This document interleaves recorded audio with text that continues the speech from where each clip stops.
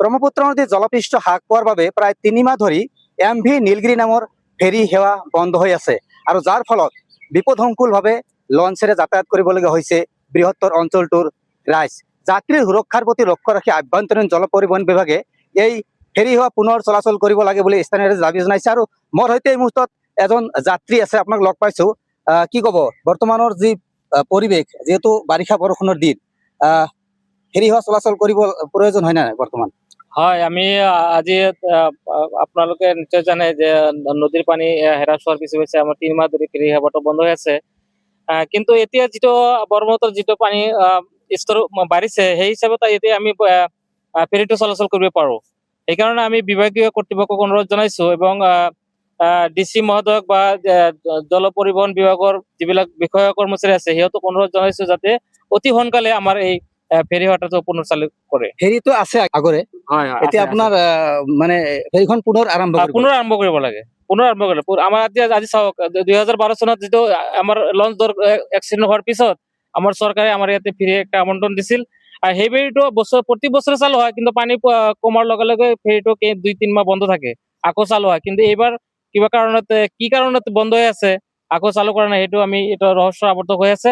গতিকে আমি বিভাগৰ অনুৰোধ এইটো এটা বিষয়টো চাই অতি সোনকালে আমাৰ এই ফেৰীটো আকৌ চলাচল কৰিব লাগে। মানে যাত্ৰীৰ নিৰাপত্তা যথেষ্ট ফেৰীত আহিলে আমাৰ যাত্ৰীৰ সুৰক্ষা আছে, তাত আমাৰ পৰ্যাপ্ত পৰিমাণৰ লাইফ জেকেট বা যিবিলাক ইনষ্ট্ৰুমেণ্ট লাগে এইবিলাক পৰ্যাপ্ত পৰিমাণে আছে, আমি নিৰাপদ বুলি ভাবো। আৰু এটা কথা, ভাড়াৰ ক্ষেত্ৰতো সহায় হ'ব। হয়, বহুত সহায় হ'ব। আপোনালোকে নিশ্চয় জানে যে ফেৰীত গ'লে আমাৰ 40 টকা ভাড়া লাগে, আৰু ফেৰীত আমি 25 টকাতে আহিব পাৰোঁ। আপ ডাউনত আমাৰ 50 টকা আমি আপ ডাউন কৰিব পাৰোঁ, আৰু এই ফেৰীত গ'লে আমাৰ 80 টকা। এজন দুখীয়া মানুহ যদি 30 টকা যদি আপ ডাউনত বাচি যায়, বহুত ডাঙৰ কথা।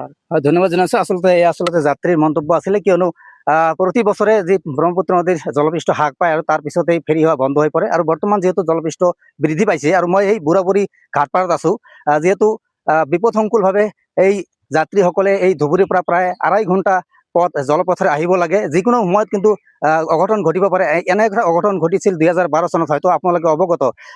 প্ৰায় 50ৰো অধিক লোক ইয়াত মৃত্যুবৰণ কৰিছিল আৰু এক হাহাকাৰময় পৰিৱেশ সৃষ্টি হৈছিল। আৰু তেনেকুৱা পৰিৱেশ যাতে নহয় তাৰ প্ৰতি লক্ষ্য ৰাখি আভ্যন্তৰীণ জল পৰিবহণ বিভাগে আৰু ধুবুৰী জিলা আয়ুক্ত মহোদয়ে কিন্তু অতি সোনকালে এই ফেৰী সেৱা চলাচল কৰিব লাগে। মোৰ কেমেৰা সহযোগী দেখুৱাব ইয়াৰ কিছু পৰিৱেশ। এনেদৰে এখন যি ইয়াত লঞ্চ, এই লঞ্চেৰে কিন্তু প্ৰতিদিনেই অহা যোৱা কৰিব লাগে, আৰু এই লঞ্চত কিন্তু পৰ্যাপ্ত পৰিমাণে লাইফ জেকেট নাথাকে, যাত্ৰীৰ সুৰক্ষা নাথাকে।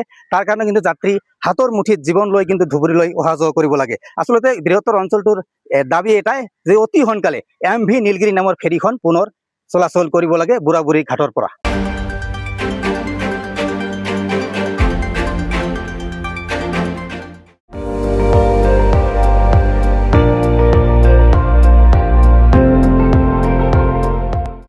আপুনি চাই আছে ND24, সৰ্বশ্ৰেষ্ঠ নহয় সৰ্বোত্তমৰ দৌৰ।